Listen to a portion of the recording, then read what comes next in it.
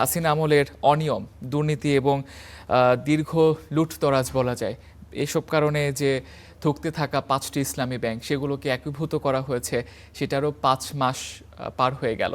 তো এই 5 মাসে ব্যাংকের খুব একটা কার্যক্রম আমরা দেখতে পাইনি।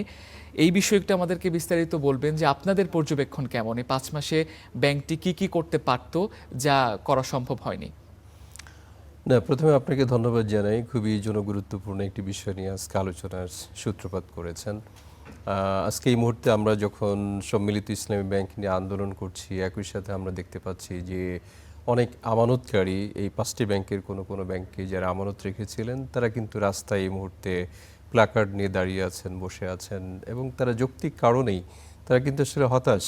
অনেক দিন ধরে তারা কতদিন মানে ধৈর্য ধরবেন এরকম একটা পরিস্থিতিতে। যাই হোক, তাদের প্রতি সমবেদনা জানিয়ে এখানে বলছি যে সম্মিলিত ইসলামী ব্যাংক এটা মূলত লাইসেন্স দেওয়া হয় আমার যতটুকু মনে পড়ে 2025 সালের নভেম্বর মাসের 2 অথবা 7 তারিখে। তো সেই হিসেবে আজকে প্রায় 5 মাসের অধিক কাল অতিবাহিত হতে চলল। কিন্তু যে উদ্দেশ্য নিয়ে আসলে ব্যাংকটি আসলে 5টি ব্যাংকে একত্রিত করা, একীভূত করার প্রক্রিয়ার মধ্যে নিয়ে আসা হলো, সেই উদ্দেশ্য সফল হওয়া তো দূরের কথা, তার বিন্দুমাত্র আসলে পূরণ হওয়ার আমরা কিন্তু কোনো লক্ষণ আমরা দেখতে পাচ্ছি না। কি কি করতে পারতো সেটা একটা বিষয় বটে, কিন্তু সবচেয়ে বড় যেটা করার সেটা হচ্ছে যে আমানতকারীদেরকে আস্থায় নিয়ে আসা। কোনো একটা ব্যাংক তখনই সচল হয় যখন হচ্ছে আমানতকারীরা এখানে স্বেচ্ছায় স্বপ্রণোদিত হয়ে এখানে টাকা রাখেন এবং সেই আমানতের অর্থ যখন হচ্ছে বিনিয়োগ করা সম্ভব হয়, সেটাকে আমরা সচল একটি ব্যাংক বলি।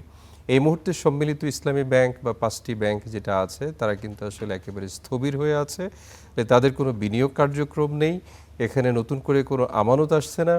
একই সাথে হচ্ছে তাদের এক্সিস্টিং যে কর্মকর্তা কর্মচারী আছেন তারা কিন্তু ঠিক বেতন ভাতা নিচ্ছেন।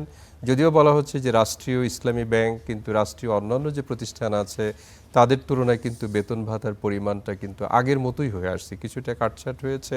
কিন্তু যদি আমরা বলি যে সোনালী ব্যাংক, তারা হচ্ছে একেবারে পিওর রাষ্ট্রায়ত্ত একটি প্রতিষ্ঠান ব্যাংক।